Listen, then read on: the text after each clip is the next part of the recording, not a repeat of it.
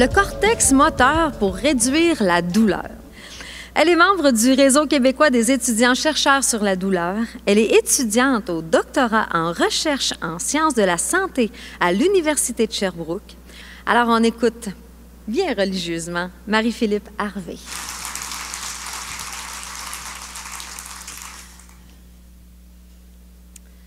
Donc, vous vous êtes déjà probablement posé la question. Vous vous êtes dit, elle va nous parler de cortex moteur, de système moteur. C'est quoi tout ça? Ouf! Je suis probablement la personne la plus biaisée pour vous dire ça, mais vous allez voir que c'est un sujet passionnant. Pourquoi? Parce qu'en comprenant mieux la douleur, on peut réussir à mieux la soulager. Puis une partie de tout ça, bien, ça passe par notre système moteur. La plupart des gens qui souffrent de douleurs chroniques ont déjà entendu la phrase que vous voyez derrière moi. C'est dans ta tête. Bien, c'est précisément cette phrase-là que j'étudie depuis le début de ma maîtrise et de mon doctorat. Je veux comprendre à quel point notre cerveau est impliqué dans la douleur qu'on ressent, puis cette douleur-là, peu importe où sur le corps elle se situe. Puis cette phrase-là, c'est dans ta tête, même si c'est bien choquante à entendre, elle n'est pas complètement fausse. Pourquoi? Parce qu'on sait maintenant que la douleur qu'on ressent va avoir un impact sur notre cerveau, mais aussi que c'est notre cerveau qui va nous informer qu'on est en train de ressentir de la douleur. Puis l'une des parties du cerveau qui est importante pour cette perception de douleur-là, c'est le cortex somatosensoriel. Un bien grand nom pour dire que c'est la partie de notre cerveau qui est responsable de nous informer de la sensation qu'on reçoit. Donc, c'est cette partie du cerveau-là qui va nous dire si on ressent une température, un toucher, qui va aussi nous renseigner de l'endroit de notre corps dans l'espace. C'est donc bien logique que cette partie-là du cerveau soit impliquée lorsqu'on ressent de la douleur. Mais plus récemment, on a trouvé une autre partie du cerveau qui est importante pour la douleur. Non seulement pour la ressentir, mais aussi pour la moduler. Puis cette partie-là du cerveau, c'est le cortex moteur. Le cortex moteur, son rôle, normalement, ça devrait être d'initier, de contrôler les mouvements du corps. Absolument aucun lien avec la douleur. Donc, étant donné que c'est un peu contre-intuitif, je vais vous montrer comment on a pu faire une découverte comme celle-là. L'un des exemples, c'est réalisé dans un laboratoire de Sherbrooke, où une étudiante faisait venir au laboratoire des gens qui étaient en bonne condition, donc en bonne santé, et qui n'avaient pas de douleur.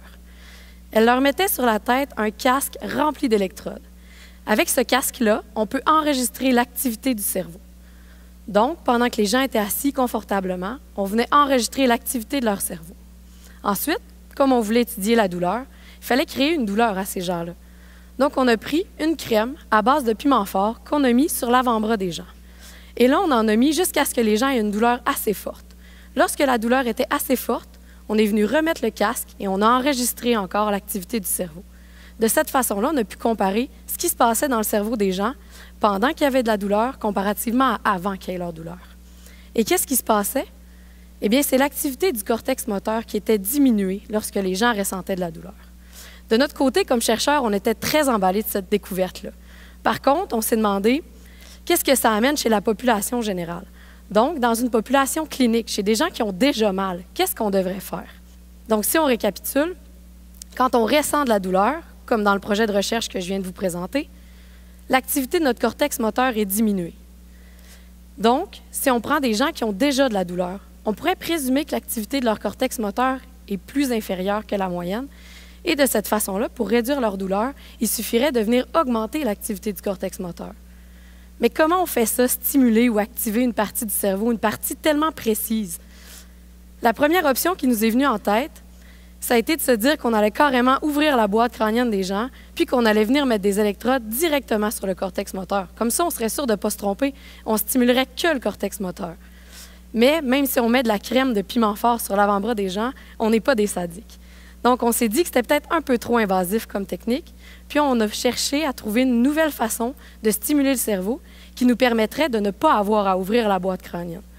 Et ce qu'on a trouvé, c'est la stimulation transcrânienne par courant direct, qu'on appelle la TDCS. Cet appareil-là, vous le voyez présentement à l'écran, c'est un appareil qui nous permet de venir stimuler des régions précises du cerveau, comme dans notre cas le cortex moteur, sans avoir à ouvrir le crâne. Donc, on peut traverser les os du crâne et les cheveux pour venir stimuler précisément le cortex moteur. La TDCS, lorsqu'on la donne pendant 5 journées consécutives, on réussit à réduire la douleur des gens. C'est bien beau tout ça, mais ce n'est pas tout le monde qui a un appareil de TDCS à portée de main. Donc, on s'est dit que les gens pouvaient en bénéficier. Il y a même certaines cliniques de physiothérapie qui se sont munies d'un appareil de TDCS pour en donner à leurs patients qui ont des douleurs chroniques. Par contre, ce n'est pas tous les patients qui ont accès à ces services-là.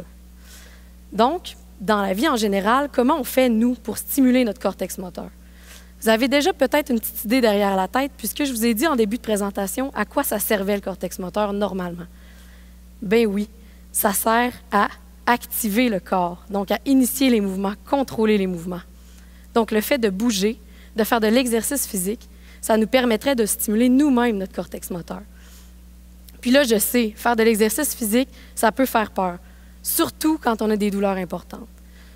D'ailleurs, jadis, quand on allait consulter notre médecin puis on lui disait qu'on avait des grosses douleurs, la recommandation, c'était de rester tranquille, d'attendre que la douleur passe avant de se remettre en action. Mais cette époque-là est révolue. On sait maintenant que le fait de bouger, ça a juste des bénéfices pour le corps humain. Puis d'ailleurs, souvenez-vous que l'objectif ici, c'est de venir stimuler votre cerveau. Donc, vous n'avez pas besoin de bouger votre partie du corps qui est douloureuse. Donc, vous pouvez éviter tous les mouvements qui vous créent de la douleur. Par exemple, si vous avez une douleur à l'épaule, il n'y a rien qui vous empêche encore d'aller marcher. Puis d'ailleurs, un autre avantage qu'on a avec les exercices physiques, c'est qu'on peut les adapter à l'intensité voulue en fonction de la personne qui les fait. Évidemment, en premier lieu, on va toujours avoir tendance à commencer avec des petites activités physiques de faible intensité, de courte durée, puis on les augmentera au fil du temps. D'ailleurs, pour certaines personnes, le simple fait de se rendre au bout de leur cours et de revenir à la porte d'entrée va être amplement suffisant pour débuter. Il y a même certaines personnes chez qui l'idée de marcher jusqu'au bout de la cour, c'est impensable parce que la douleur est trop forte. Bien, chez ces personnes-là, c'est possible d'activer le cortex moteur seulement en faisant de la visualisation. Donc, en fermant les yeux, en s'imaginant en train de faire un exercice physique ou une activité physique, bien, on sera capable de venir stimuler notre cortex moteur. Puis, évidemment, plus on fait une activité d'intensité élevée et plus on va stimuler notre cortex moteur de façon importante. Mais il faut bien commencer quelque part. Donc, pour conclure, je vous dirais que oui, la douleur, c'est en partie dans la tête que ça se passe, mais pas nécessairement comme vous l'avez entendu au début de la présentation. Plutôt maintenant en sachant que quand on a de la douleur, ça va créer des changements sur notre corps puis dans notre cerveau. Puis c'est ces changements-là qu'il faut venir renverser en réussissant à stimuler notre cortex moteur. Merci.